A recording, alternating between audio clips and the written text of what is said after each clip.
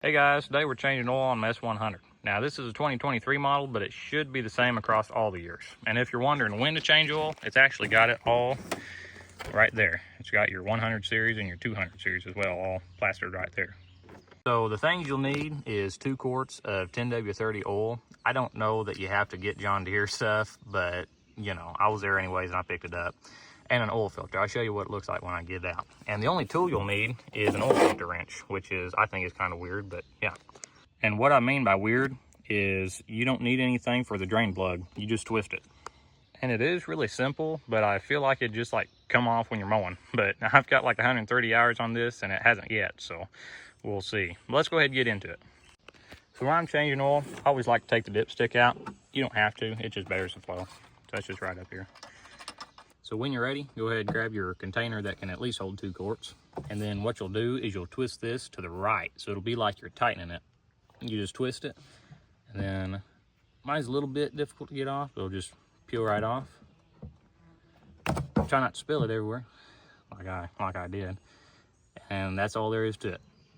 Easy as pie, just a little bit different from every mower I've been around, or well, every motor I've been around.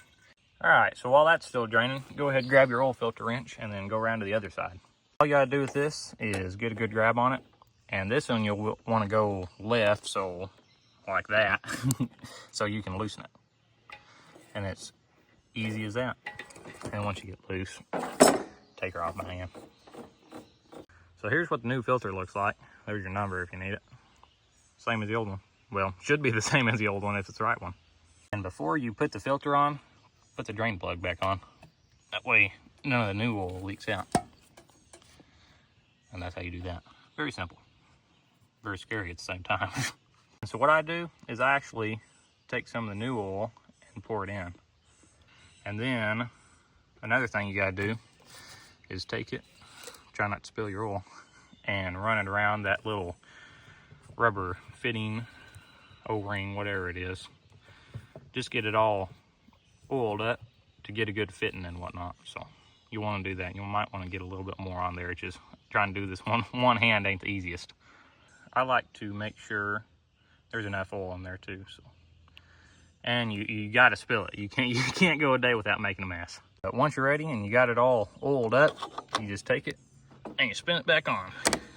Now doing this with one hand is very difficult for me, but once you get it, tighten it up. Get your hands all greasy, oily I guess, and then wipe your hands off. And once you got it hand tight, take your wrench and make sure it's tight. Now I already tightened it up because I was having trouble with one hand. But there you go, there's the oil filter and drain plug. Now we got to add oil.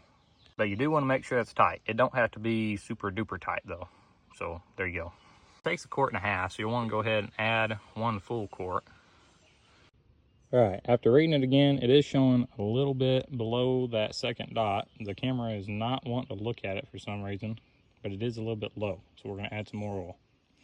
And so I like to go very little at a time, maybe 1/4 quart or something. Just a little bit at a time and see where it lands us. So let's try that. Still a little low, so we can use more. Still the same issue with the camera, but it looks to be good. Now, when you're checking oil, I always like to wipe it off and check again to get a full reading.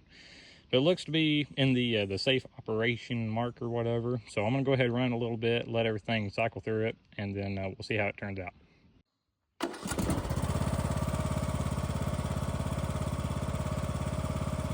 All right, check this again. Like I said, wipe it off and then stick it back in and you'll get your real reading.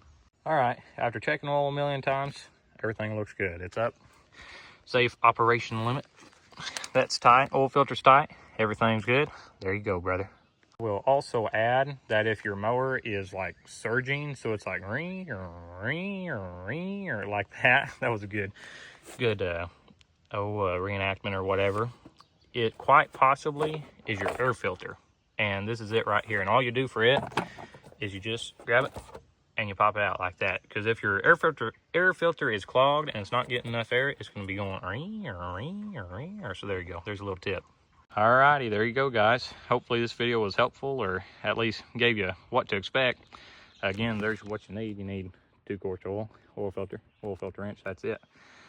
And yeah, if you got any questions, go ahead and drop them in the comments below. I'll be doing a video over everything I like and don't like, probably sometime later on. Yeah, there you go. Thank you all for watching, and we'll see you in the next.